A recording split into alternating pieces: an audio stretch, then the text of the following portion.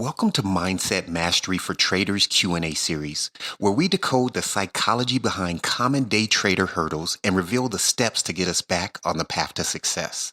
I'm Jason E., and today we're diving into the episode question of, how do I overcome the fear of missing out when I'm day trading? I've asked myself this question for quite some time, and, FOMO, or the fear of missing out, is a significant hurdle for many traders. Now, it's not always been a thing, at least by the term. Slang is changing all the time, but FOMO, the fear of missing out, was coined in 2004, and it got really popular in the late 2010s, right? Everyone was using it, which I think leads to the increase of anything is when a lot of humans are focused on it. FOMO, it refers to this apprehension that one is missing out on rewarding experiences that others are having, right? In trading, this translates to the fear of missing out on potential profits and moves. And it really can manifest in two ways, right? Not limited to, but we'll discuss two ways. One, fear of missing specific trades. And then also, the fear of missing out on trading days. This one gets less attention, but it's just as dangerous. Right? Sometimes it's hard to not trade on a day as a trader. The same way it's hard to miss out on moves. So understand, these are trades that aren't for you, right? They're trades that are not for us as an individual. And then there are also days that aren't for us, right? So it's crucial to understand that FOMO often leads to poor decision making because it's driven by emotion rather than strategy. So it's characterized by this anxiety and this feeling of inadequacy when we believe that we're not included in something that's enjoyable or profit and others are experiencing this. So in trading, this often stems from maybe seeing other traders and they're boasting about, large profits and moves that they caught. Especially when we're early on the trading journey, this can affect us. And I found that FOMO has a pattern, right? There are certain triggers, numerous triggers that can arise and make us, want to jump out. Like for me, it was when I first opened the chart. I remember that one specifically because every time I opened the chart, it's like, man, the perfect move's always setting up as soon as I get on. Or, right after reaching target, like, yeah, I'm going to log my trade, log off. Oh, wait, the best move ever is on the horizon. I can see it, building up. It's not there yet, but I can see it building up, right? Which could also be greed. But however, when we are using the reduction method, the reduction method of the success generator system, when we're reducing things, right? Addition by reduction. When you do that, you can vanquish FOMO from known situations and circumstances. But again, unlike a host of other trading issues, FOMO can arise from different origins, making it a tricky foe to eliminate permanently unless you take this bigger view, this more holistic approach to address FOMO, because it has these numerous origins. Again, like volatility on the charts, right? Like, oh, it's moving fast. I got to get in the news as it jumping. Right? It could be information from another person. It could be a proximity to your goal. Like I'm almost there. Right? I can't miss out on any of these moves. Right? For the prop firm traders. So FOMO is like this snake with many heads. Right? Bites you from many different directions. So let's start with understanding FOMO. Right? It has this psychological root. Right? Because FOMO is our innate desire to stay socially connected and compare ourselves to others. And that's something that, going back to not getting shunned out of the tribe and dying alone when humans were, really relying on each other for survival, for technology. So it's deep rooted, right? We don't want to miss out. We don't want to not be part of the group. And there was a study, and this is related. So there's a study, I want to tell you guys about this, that found that 50% of people would prefer to earn less money overall if it meant earning more than their peers, right? So this is really highlighting the powerful drive behind the fear of missing out, because there's this natural comparison method within people. And this is wild to me, right? When I read this, I was like, I'm usually like, no judgment, but dang, I was baffled. Right. So let me ask you, if you were posed with this question, now related to trading, would you rather make 100,000 a year and all your trading friends make 200,000, or would you rather make 50,000 a year so all your peers were making 25,000 a year? Right. So again, 50% said that they would rather take the 50K just so they can be on top of others, right? So that same energy of comparison and inner competition when there's not a competition field, right? That same energy that 50% of Americans said they would take that less money. That's the same energy that spawns the fear of missing out. So a lot of people face FOMO, right? It's plaguing because it's the externally focused perspective on things. And I still think that if they're heavily, focused on external factors, I still think these solutions will work for them. So let's just talk about solutions to close this out. So FOMO is greatly decreased when you have a solid trading plan. When you know exactly what must happen for you to participate in the market, then even those large moves that are outside of your plan, they become a little easier to let go. Right? Now, because when you don't have a solid trading plan or a well-defined trading strategy, then all the moves, they should be mine in your mind, right? Because there's no limit. So you want to eat it all. And next, it's my opinion that you need clear goals on when to stop daily, as well as, when to get into a trade, right? So these parameters draw a line.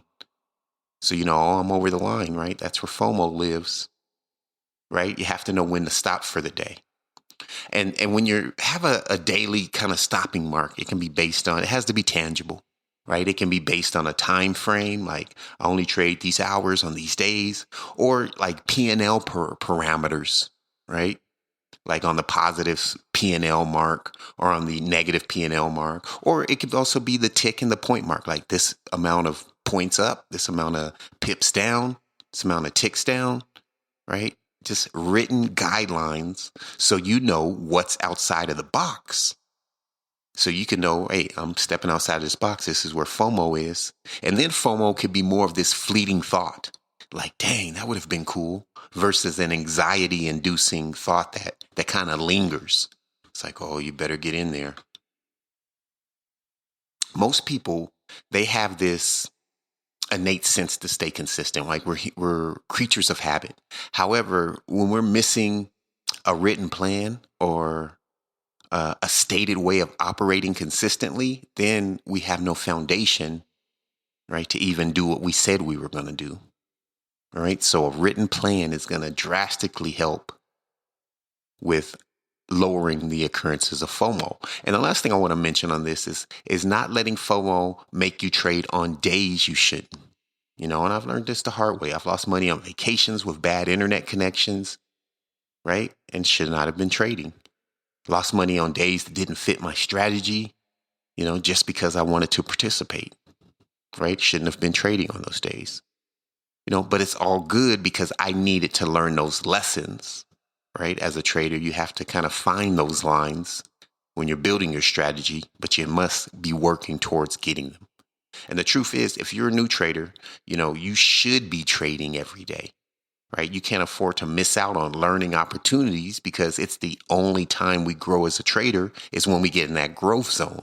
And the growth zone is taking live trades, right? It's the real test and the real proving field of, am I changing? Am I reacting different than how I did before? And all the other stuff is just, prep, and that preparation for that growth zone. So although the growth zone is the only place we can grow, I do believe, for the record, that you should sim trade, right? And you should, be on paper while you ramp up and you're learning your strategies. But after daily trading for me for about 2 years, then I started to cut back, right? And this is where your journal comes into play, right? Because you're logging what happens and you learn from those experiences. Experience is what great trading or great traders always are teaching, right? And that's why, I've tried to work in the parameters of a system, a holistic system like the Success Generator system, and then after journaling and comparing it to my trading data, I have clear rules now. But you have to work to that point, or you can start with rules and adjust them as you go, right? I don't trade on vacations with spotty Wi-Fi, right? Which would be obvious, right? But FOMO makes some things not as obvious, makes it a gray area. I don't trade when I have a meeting within like 75 minutes of, when I'm at the charts, right? Or the open. I don't trade when certain events happen the day before, right? That might alter my mental state. But I've developed that list from experience. If you take these steps, of creating a clear trading system, then you'll clearly see what is for you and what is not for you. And you'll understand the fastest way to your personal goals is staying on that path. You'll have no fear of missing out on what isn't for you in the first place, right? Because you'll know it could be potentially disastrous, even if you are, involved. So to recap, you have to develop a solid trading plan. Having a clear, well-defined trading strategy helps you know exactly when you should participate in the market, and this makes it easier to let go of trades that don't fit that criteria.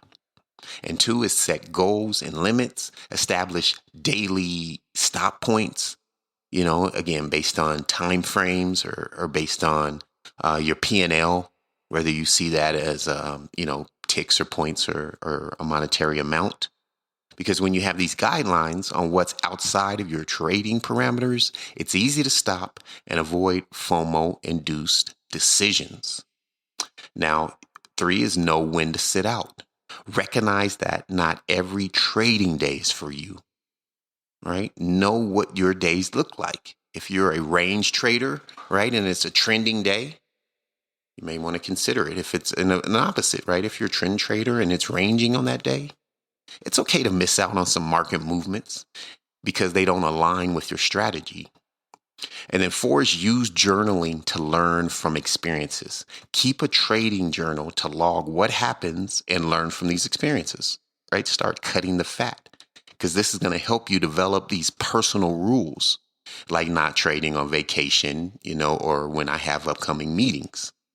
Now, later, like I kind of mentioned earlier, you may have to deal with greed, right? And I think that's a kind of a welcome problem we have because greed usually comes with a higher level of proficiency, right? And then you put greed on the table under the spotlight and you start focusing on that.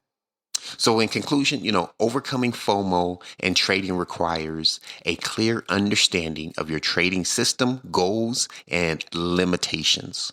It requires a well-defined goal, personal goal, right? The first was system, but a well-defined personal goal as well. And then also requires the ability to recognize what trades and what days align with your strategy, putting you in the best position to act in your own best interest. Now, remember, the fastest way to achieve your personal goals is to stay on your chosen path.